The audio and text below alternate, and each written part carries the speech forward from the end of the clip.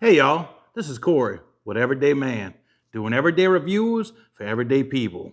And on this episode, I'd like to do a 6-month review on the Roomba i7.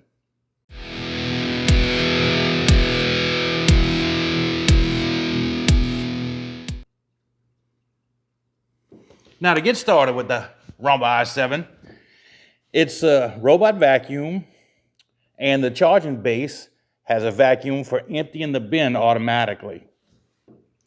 One of my hesitations when buying one of these robots before was that I have a large house, a semi large house, with 2 cats and several children that may not always clean up after themselves. So I knew there was going to be a large load on the device. And in fact, when I bought it right before Christmas as a Christmas present to my wife. And we had a live Christmas tree. We have a live one every year, and it drops a lot of needles.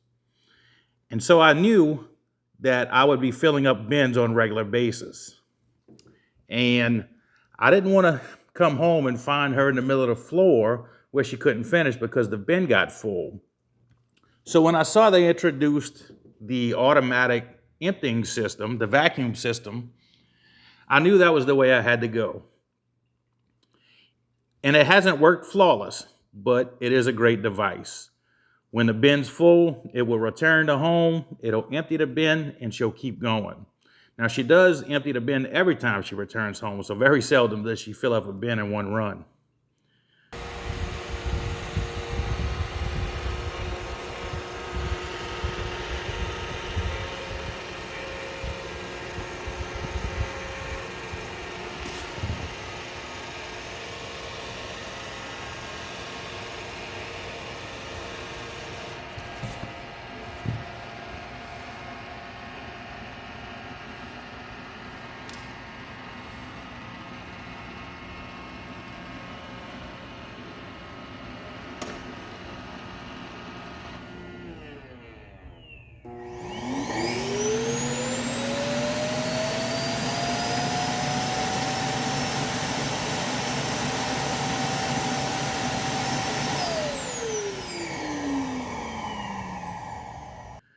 But let's talk about the navigation of it.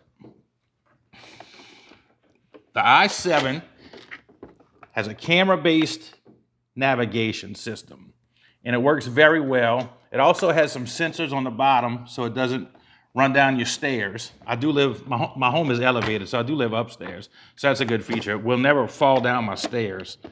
But with the camera navigation system, it maps your home. It creates a smart map of the environment it's in, where you can name the rooms. After so many runs and it figures out where it's at, you can name the rooms, and you can select those rooms individually for her to clean, or you can clean the whole house. Now, you can schedule her however you would like, however many times a week. Now, I do run mine daily. I run mine every day, and my floor stays nice and clean. Alexa, ask Rosie to vacuum the living room. Okay, here's our problem. Okay, Rosie will vacuum the room.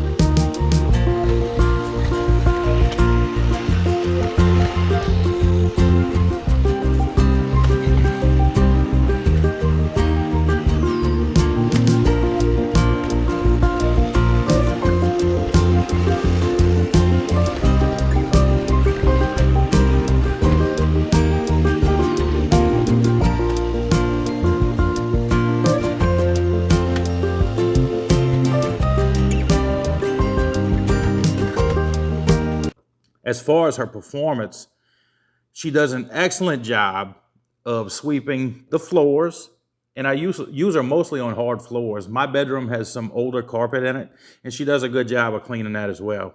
But on these hard floors, it does a really excellent job of picking up any debris that may be on the floor. And with the navigation, you'll find that she runs in a very dedicated uh, way. She runs in straight lines.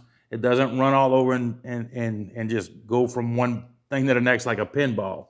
She runs in straight lines. She does the base of your floor, and then she'll go around and pass her side broom or brush under the edge of your sofa or under your TV stand.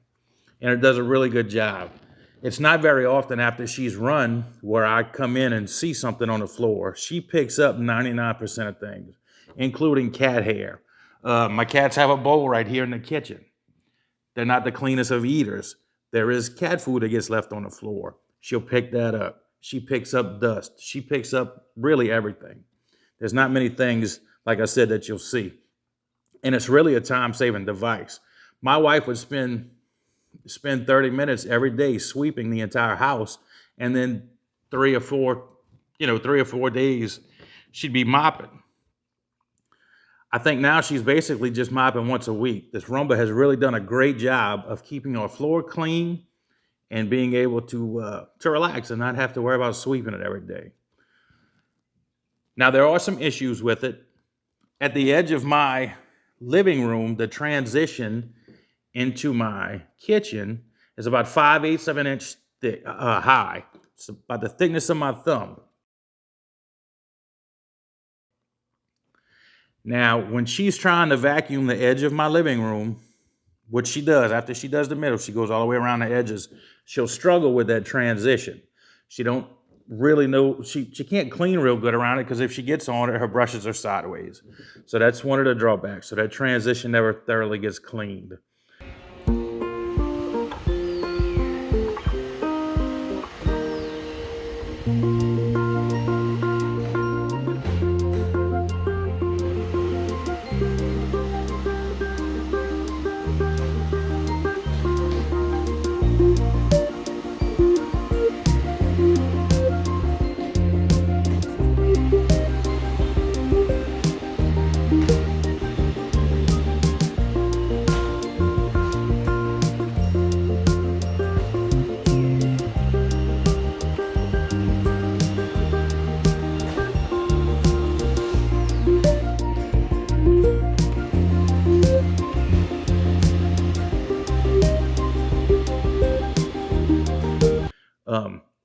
When she's done with the living room and she's coming to the dining room, she can make it over the transition usually without a problem.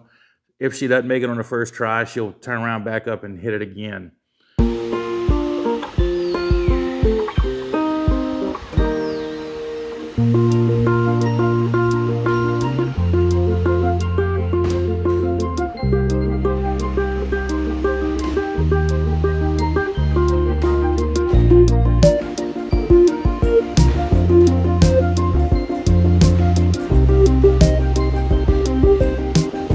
Now, one of the drawbacks to this machine is, and I know it's because I run it every day, so it gets used a lot.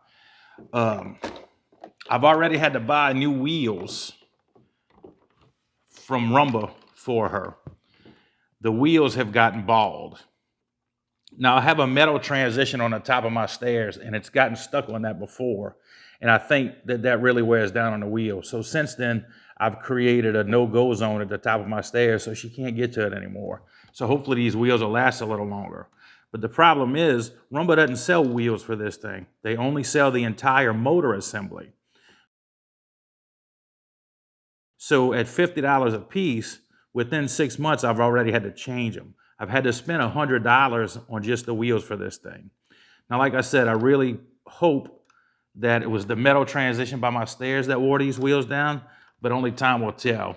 They look rough right now, but they're still thick. So they're not wearing down as fast as they were. So besides the wheels, the maintenance on this thing is pretty simple. You've got the one brush up here that spins, And if you notice it making a whining sound or something, it's nothing but a Phillips head screwdriver. You remove the screw and this brush comes off, and it'll be hair caught up under there. Hair gets caught up everywhere in this thing, just like any vacuum would. But it's really easy to take that brush off and clean that out.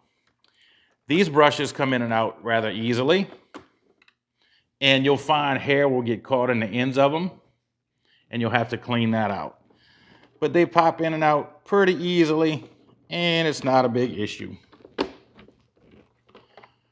So if you do notice the performance going down, it's usually those two things. Now the dust bin, you don't have to take it out often because it does empty itself, but it does house the filter. Now I'm probably on my second filter. The filters seem to be lasting pretty good. You can take it out, and I have, and go shake it out over the garbage and continue to use it. I've done that. Now as far as the vacuum base itself goes, sometimes if it's not charging, it'll do that from time to time. You'll have to wipe down the contacts, the electrical contacts on the robot and the charger, and she'll work just like new again. She'll charge up every time she sits on it. Now the vacuum base, it's very simple. It has a bag on the inside, just like a regular vacuum bag. I think this is the third one we've used, so those last quite a while, and it's got a ways to go. But overall, I think it's a great product. I do think there's an issue where Roomba could sell wheels for this thing, because if they're going to wear out that fast, I shouldn't have to buy an entire motor. The motor on the other ones was still good. It was working fine. It was only the wheels. But it's a great product. It's really a time-saving product. And it does integrate with the Amazon smart home devices, of which her name I will not speak, because then she'll be listening. But the language that's needed to get her to operate the Roomba, to get the Amazon device to operate the Roomba, is quite clunky. And you really have to be very careful with how you say what you want to say. So I find it's just easier to use the app. The app has everything in it that way more than Alexa can do. The app has everything. Okay, once we launch our app, we can we see here's the home screen. We can see that it's ready to clean and fully charged. We see there's a button to empty the bin. We can go to Smart Maps and check out the map. This gives us our house, what it looks like, and all the red boxes or places that I do not want the vacuum to go. Places where she's gotten stuck in the past. So we'll keep her out of there. Once your smart map has been created, you can go to clean. You can select clean all rooms, or you can choose the rooms you want her to vacuum.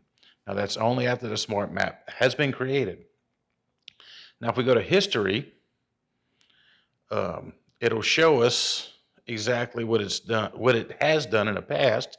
You can see yesterday it had it got stuck. It had docking issues. It did not finish the job. So this graph here shows the jobs, and the red lines indicate when it didn't finish. So you can see it's pretty consistent. It works pretty well most days. It got stuck on July 3rd. July 7th, it had an error starting. In fact, it didn't charge up for some reason. When it got back on the base, it didn't charge. So you can see it has a low battery indication, and it was unable to start. But the app is pretty simple to use. And that's it. That's a look at the app. But guys, I think it's a great product. It's a time-saving product. The navigation is great. The smart maps are great. The performance of what it actually picks up off of your floor, I was completely surprised by when I bought it.